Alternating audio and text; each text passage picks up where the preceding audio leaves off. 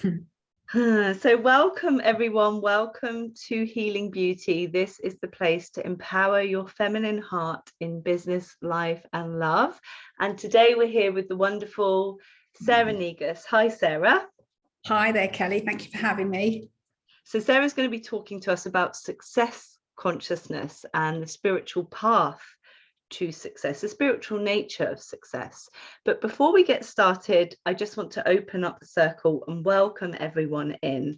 For those that don't know me, maybe you haven't watched the other recordings yet, my name is Kelly. I'm an activator of the divine feminine, and I empower women through the sacred womb space to birth their purpose and invite in that beautiful divine feminine spirit that we're all talking about in this symposium. So I am going to just invite us to close our eyes just for a few minutes, just to gather into the energy. So just closing your eyes and breathing in through your nose and out through your mouth at your own rhythm. And just calling and gathering your energy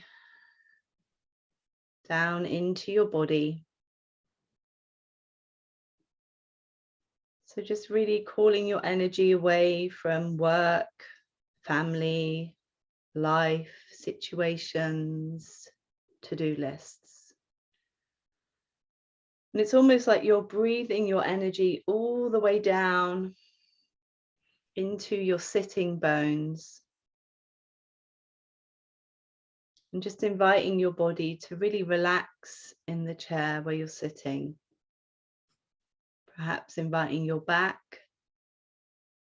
to lean back and be held by the chair. And just inviting you now into this circle, this vortex that we're creating for Healing Beauty. So we really just feel that connection now across the earth, across different timelines, welcoming you in to the circle. And in your next breath, just breathing into the physical edges of your body, perhaps wiggling your fingers and your toes as you come back in. Welcome. So I want to introduce Sarah. Sarah is a very dear friend of mine, and she has been my mentor for a number of years now. She's really helped me birth my purpose and cut and step into my power. She is an executive coach and a spiritual mentor, and she works with executives and entrepreneurs to help build their emotional resilience, their spiritual intelligence and their leadership skills. And I feel this helps each of us really define our own version of success and find that deep fulfillment that only comes from living life on your own terms. She is a published author, a #1 bestseller for a book, The Modern Day Shaman, which she is known as, and also for a poetry book. She serves many private and corporate clients throughout Europe and the US, and she currently lives in Surrey and offers private one-to-one mentorship and corporate workshops focused on overcoming subconscious programming, personal brand evolution, and aspirational development. Welcome, Sarah, to Healing Beauty. Well, thank you, Kelly. And I'm just going to step in here with that after that wonderful introduction and just share with everybody that our relationship is a collaboration. I'm not just your mentor, but you are mine. And you have helped me no end open up into divine feminine energy, which was something that I was missing, and has shifted and changed things for me as well. So divine feminine, as we talk about, is about collaboration. So I just want to bring that in here. Oh, thank you. Yeah, and it is. And we've been talking a bit about that topic, and I want to get more into this because I think women, we can feel very alone in our businesses and in the world, actually. And this collaboration and coming together is really important. So before we get into today's subject, would you tell us a bit about your story? Yes, of course. But you do stop me if I go on too long. So I began my adult story, if you like, by deciding that I had to go and work in the City of London in an investment bank when I was 16 years old, because I was chasing the money.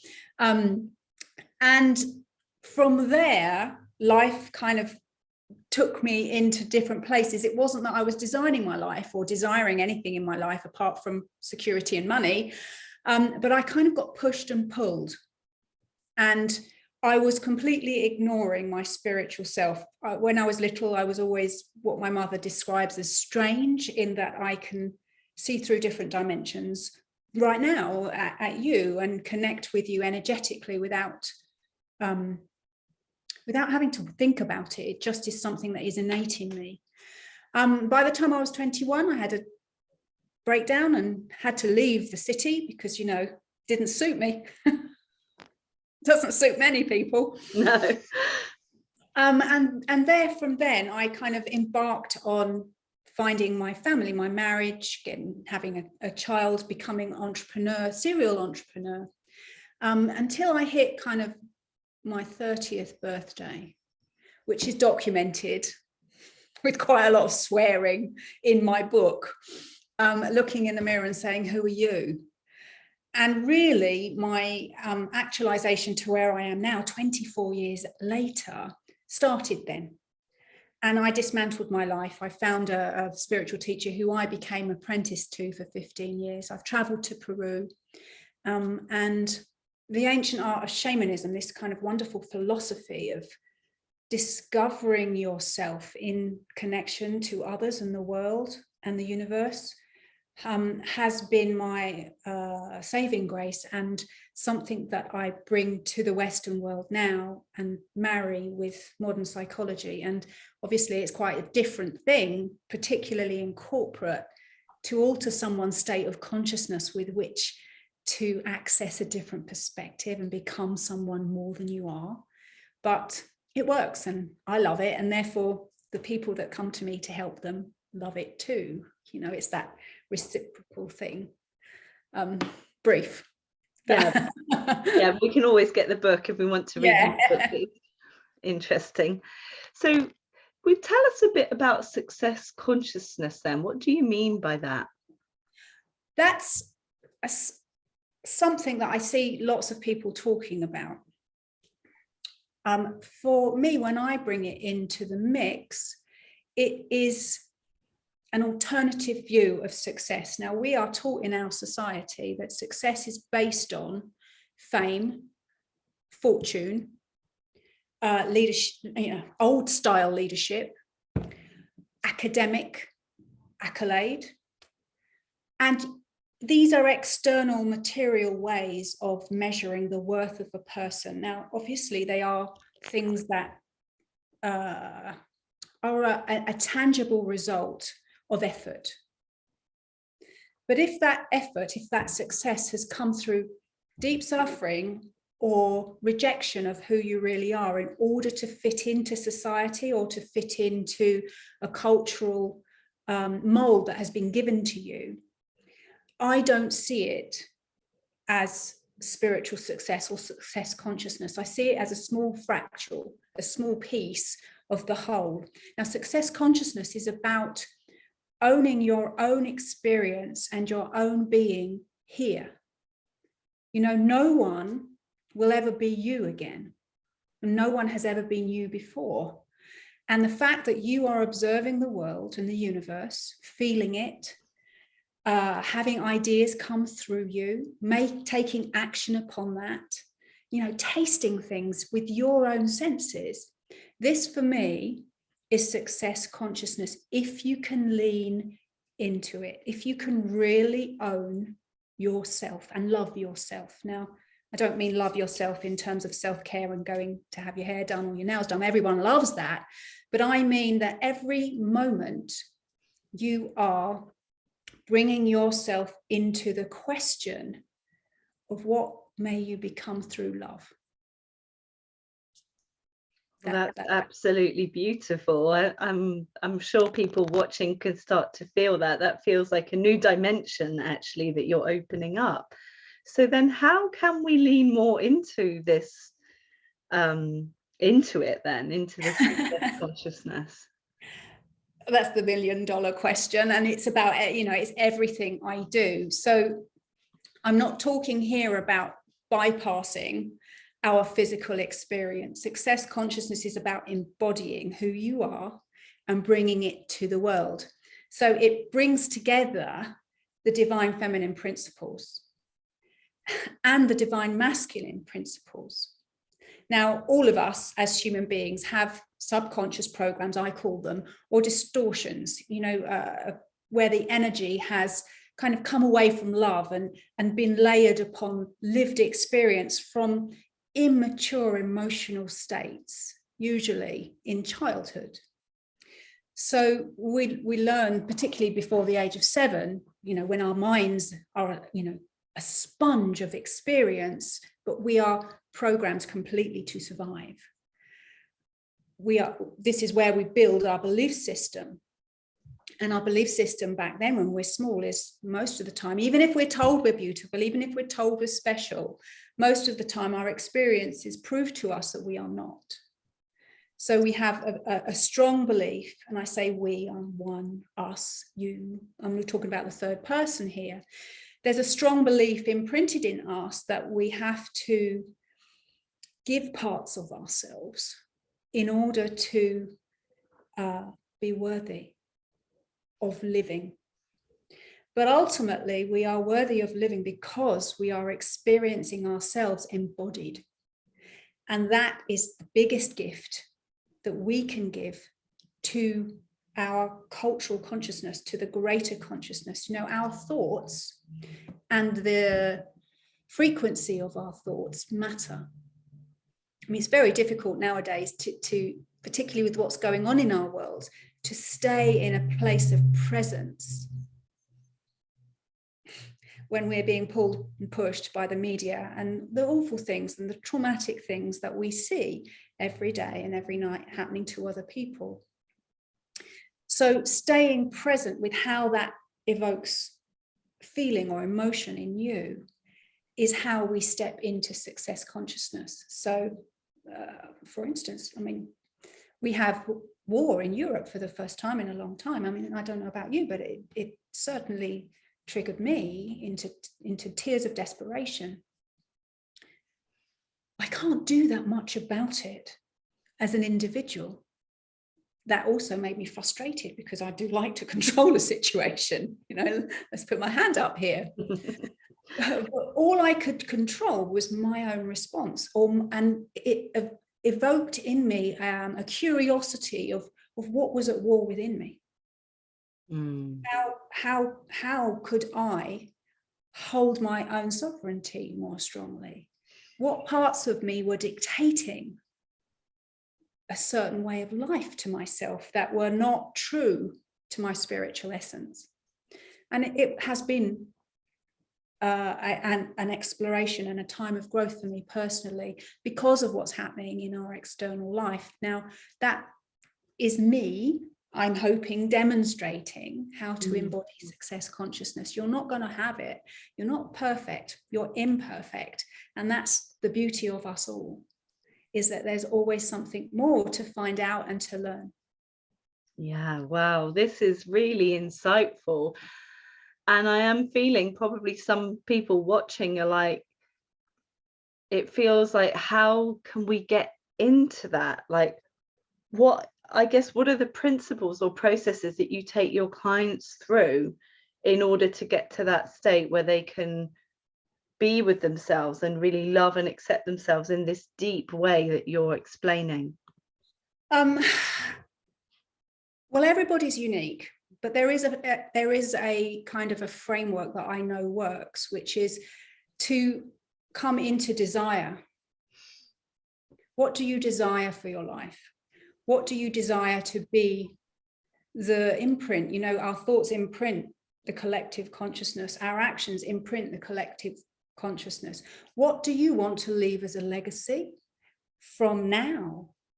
And most people that work with me haven't thought big enough. They haven't experienced that desire. The desire is based on our cultural conditioning, and I invite them through journeying to be really honest with how big they can dream. And then, of course, there's what happens is that all of their kind of excuses, saboteurs, procrastinations show up. And I want them to show up because they're the patterns, they're the programs, they're the distortions, the energetic distortions in, if we're going to be divided in divine distorted feminine and distorted masculine, that we can actually work with. And every time we unravel a thread of distortion in energy around belief patterns, we offer the freedom to choose to change, to choose to accept that you are a little bit more than you think you are now. Well, actually quite a whole lot more, but you haven't quite accepted yourself yet. So we have, I invite a bit of a stretch, a pull, if you like, between what you can dream of and what you've experienced. And it's in this stretch, it's in this friction, the tension, that we grow and we get new ideas and land wonderful things. I mean, the poetry book Kelly was talking about for the Bright Ones came through that sort of tension, in that I was invited into that creative force that's available to us all through somebody's music. And in the tension and the yearning and the longing that came along with that, I landed a whole book of poetry that I managed to publish in 6 months. So is that like an example then of leaning into our experience to discover more about ourselves? Would you talk a bit? Yes, I do. And I was talking to a client about this today, actually, and that the work that I was doing with her was bringing up shadows. She had labeled them challenges that she was at war with, shadows that she was going to fight. And I said, you don't need to fight your shadows, you need to love them. You know, they are not your enemy, they are your greatest gift, because it is not in the light of ourselves that we are able to find who we really are. It's in this depth of darkness, the void of ourselves, that we can connect to the vastness that we are and accept parts of it, the parts of it that are ready to show themselves. Now, you may get glimpses in the light, you may be shown your infinite power, you may be shown the desire you have, but your energetic frequency is not there yet. What has to happen is these shadows, these subconscious programs, these lived experiences that are unresolved must be pulled upon. They've got to, you know, pull on the threads, pull on the threads, pull on the threads. Oh my goodness, well, that makes sense. So you understand yourself, and then you choose to continue. Some people do with that pattern. I think I've been guilty of that. Yeah. Or a different way. You know, do you feel this is why people get repeat patterns then, because there's kind of, there's another layer to that repeat pattern, of course, which is that we all come with our own qualities and our own distortions and our own lessons to explore. You know, we have this idea of our consciousness, I am, and then what may I become? So in that what may I become, we're always going to be running. I know one of my things is abandonment, which you and I know very well. One of my other things is rejection. So although I come to one understanding of it at a certain time in my life, I move towards something more, and those things come again, but I have a different understanding of them, and the depth of my exploration of them becomes more. So rather than you finding one of your own woundings, one of your own distortions, and deciding that that's never going to happen again, and you've got a destination with it, this isn't the way, it's a spiral. This is what success consciousness is living and loving those things, right? Yeah, and exploring them and being curious about them. It's not about ignoring the emotional content. It is about allowing yourself to feel what you feel and allowing those energy woundings to move through you Your shadow holds them for you until you're ready to shift them. And there's often a lot of resistance around feeling different emotions, particularly anger, particularly sadness. You know, why would we want to do that when all we want to be is in bliss? Well, we can't be in bliss if we've still got anger and we're holding anger down, because anger takes ever such a lot of energy to keep suppressed. But anger is often a healthy expression when someone has stepped on your own boundaries, if you know what they are.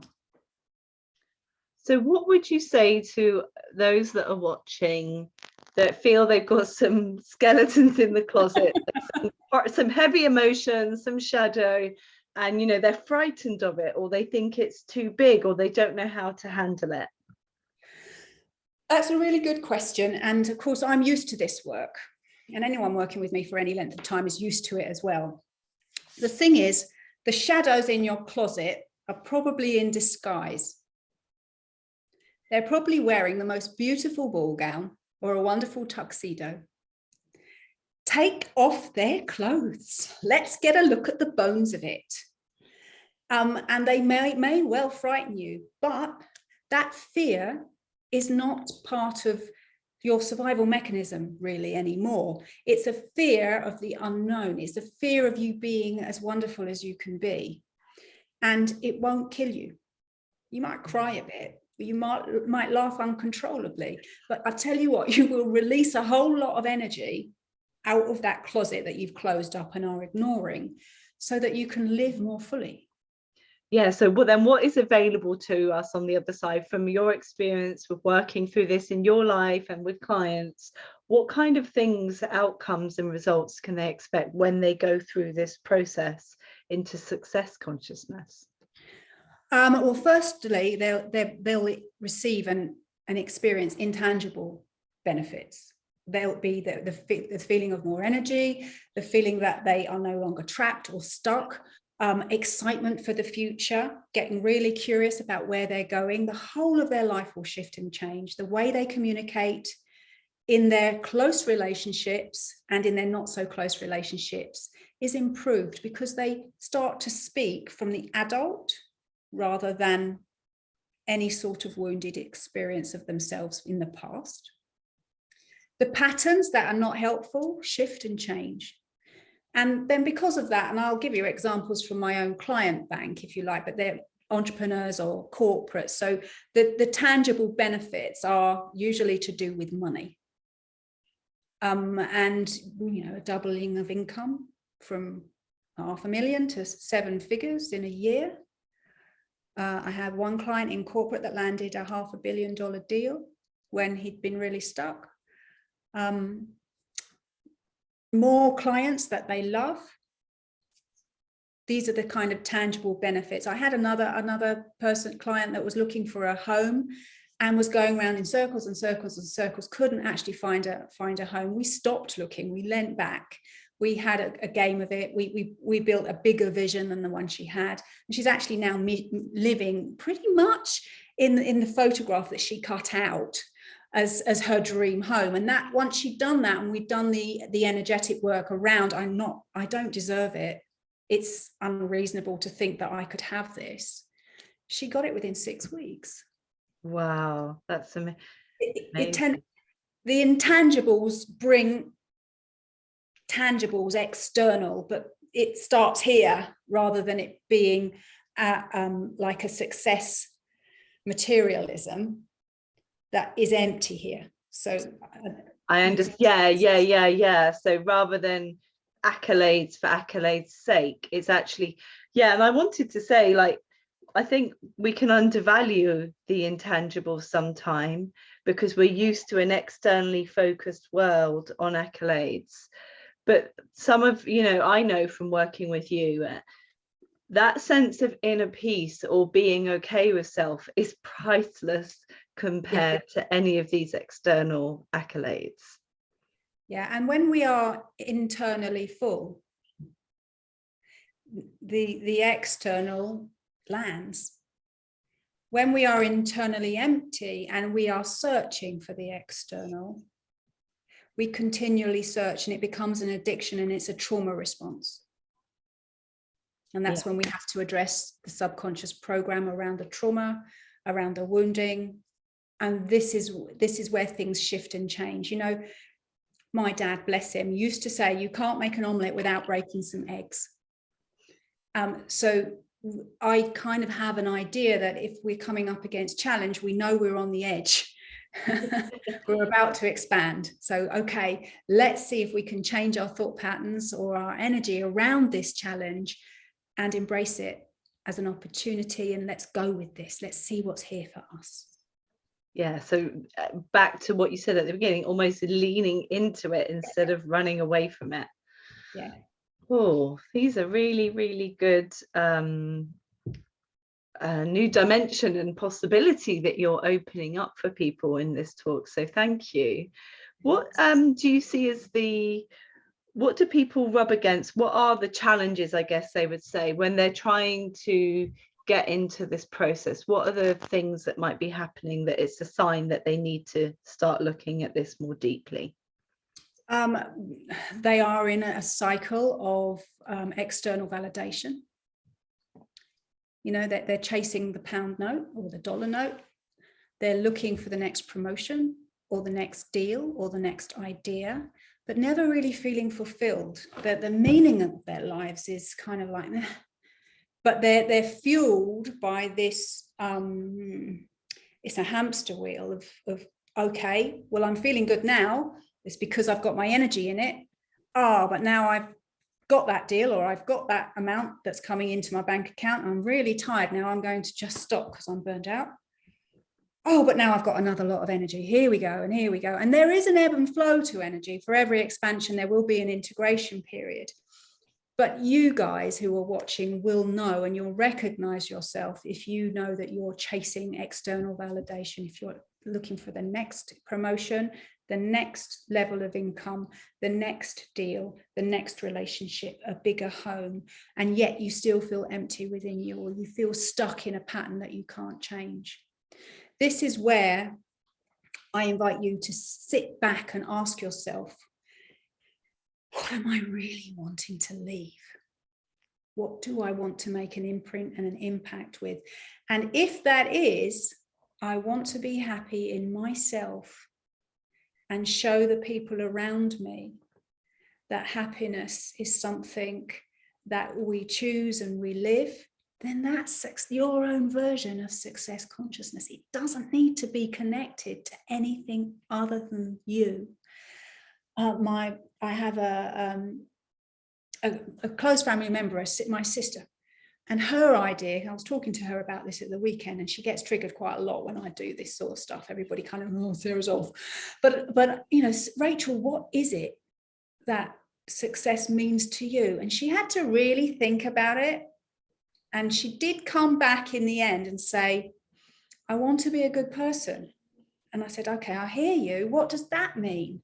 What does being a good person mean? So it's about defining these things for yourself and actually living what you define and what you believe in. Wow. Yeah, I think that's a real kind of takeaway moment there, you know, really defining what is success for you, and then almost diving deeper with this self-inquiry of questions to really get to the base of that. And also what I'm feeling hearing you speak about this this chasing the next thing, that's really how I see that, is a real patriarchal regime, which is detaching us from the self, from the beauty of self, what I would call the divine feminine spirit of self, and focusing on this kind of external constant hamster wheel. How do divine feminine principles come into your work? Just as you've explained very eloquently there, the imagining of, you know, the desire, the imagining of who you want to, you know, move into, what can you bring into your life? This is the divine feminine, isn't it? You have to go down into the darkness of you and actually ask yourself and define what your desires are, because a lot of the time we're not living by desire, we're living by condition and by people pleasing and by fitting in. And then the next part is to to initiate upon those desires. How are you going to behave? How are you going to take action? Now, often this initiation and this motivating force, divine masculine, is needing a lot of work, in that the energy around it is tangled up with the past, with the external conditioning. And there's a real kind of battle between these divine energies that we must lean into in order to experience success consciousness, and the distortions. So all of the process encompasses both at the same time, and spirals around each other, and supports supports different parts of it. And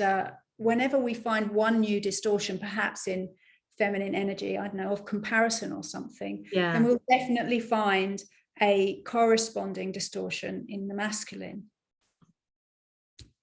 This is really, really good point to bring in, because when you're talking, what I can feel and see is almost this cosmic dance that the energies do.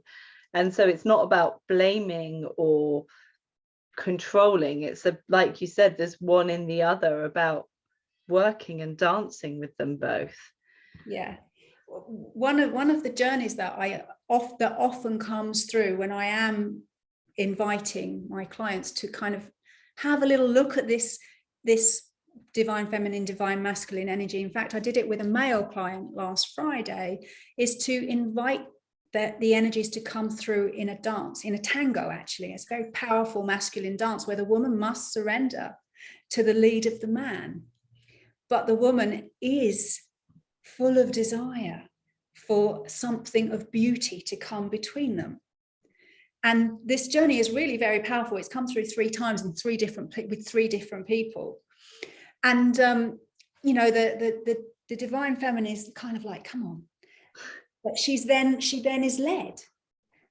And this is the point, isn't it? It's this to the I am, the idea of consciousness. Come on.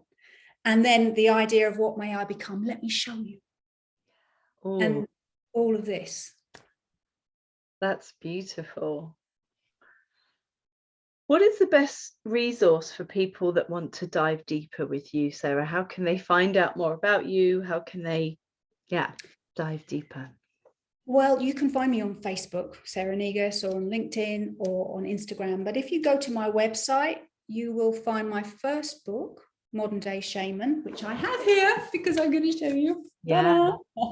And you'll also find my 7-day energy reset, which is a 7 days of journeying for free, just so that you get a taster of my work. Now, this is very entry level.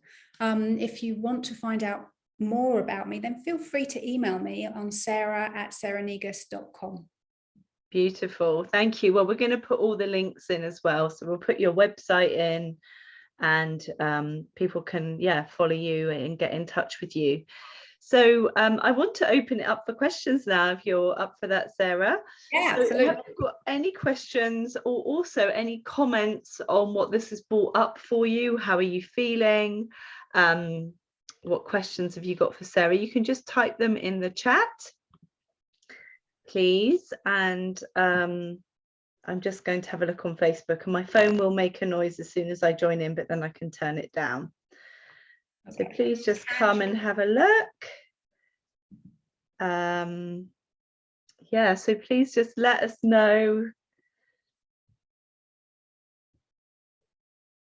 There's people watching live on Facebook as well. I'm reading, there's quite a few people. There's Darren, there's Whitney, there's Amanda, Kelly, Tony Lee, and others. Hello, everybody.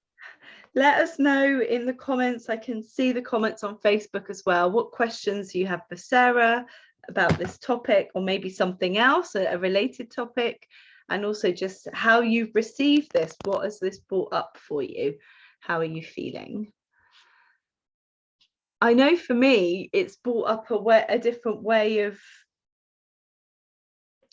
thinking about things, really. I feel like, even though I've worked so much with you, and I know your work extremely well, I hadn't heard it in this way before. And so that's opened up. And it really follows on for those that watched Maya's presentation. She was talking about being in love with what is a very divine feminine principle. And this success consciousness that you've really eloquently explained has brought that into a new level. Yeah, it is exactly. I mean, she says it's better than me. Being in love with what is absolutely there. And being in love and having love for what is, because they're slightly kind of two different things, aren't they? Yes, I've got you. Yeah. And you brought in these this other explanation as well. Okay, so let's just have a look. So Samantha has said, this work has been life-changing for me. Facing my shadows and loving them is an ongoing process, but even starting has opened me up in amazing ways. That's beautiful. Samantha, that is beautiful. Thank you. Okay, well, I can't see any questions. If anyone has questions later on, then please just put them in the comments in the Facebook group, and I will ask Sarah to have a look, and Sarah can have a look there. Is there anything else you want to say, Sarah, before we?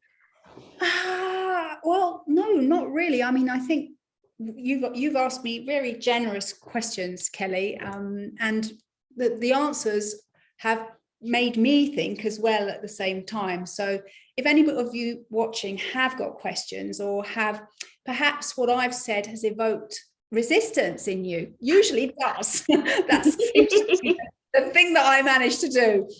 Please just, bring it to our thread, and let's chat, because in communication, this is how we begin to understand ourselves more and break through to the other side, Yeah, beautiful. We've had some other comments, people saying, love this topic, love the analogy.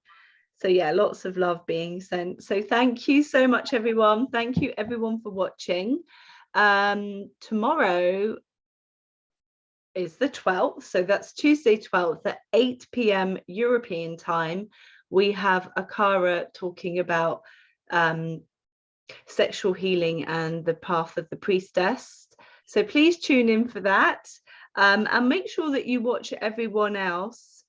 Oh, there are some other questions coming in. Sorry, I didn't see it. One from Danina, is that how you say your name? Sorry. Well, what do you do when you notice yourself disengaging? That is such a good question. I have to put it in. Well, I often don't notice myself disengaging. And if you are able to notice yourself disengaging, this is the first step, because what we notice, what we're aware of, we can shift to change. So if you are disengaging, there will be a trigger for you somewhere in the behavior, in the projection, in the perception of your experience. And I would suggest that you sit down and start to journal on how you're feeling and what your thoughts and belief patterns are around whatever is going on that you're disengaging from. That's lots of people disengage in journeys, I find, usually because they just are afraid of going into their subconscious mind, or they're afraid of how powerful they are. So these two things are specific disengagements. I do it all the time. So yeah, journal on it. Oh, brilliant. Thank you. Thanks so much. And as I said, put your questions in the thread. We'll come back to you later. Let us know you're watching the replay. And thank you so much, Sarah, for joining. Yeah. Okay, bye.